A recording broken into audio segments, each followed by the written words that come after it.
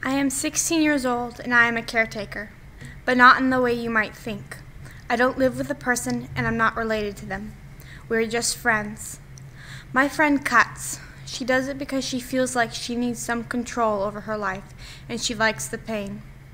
I understand. Sometimes it feels like my life is spiraling out of control. I think if it works for her, maybe it'll work for me. But I know it's not a healthy or a long-term solution.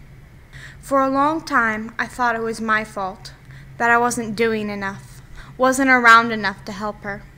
But it isn't my fault, just like it's not yours if you are a caretaker. It is not your fault. They choose to self-harm, whether it's through cutting or substance abuse.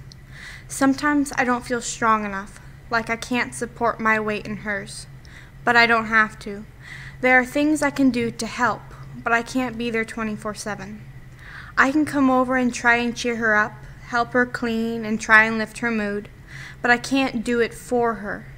There are things I can't stop or prevent. It's hard to be a caretaker. I feel like I need to keep patient confidentiality, but I don't. I choose to, but I don't have to, and neither do you. If you need help, get help. The internet has a lot of resources you can use anonymously. You are not in this alone.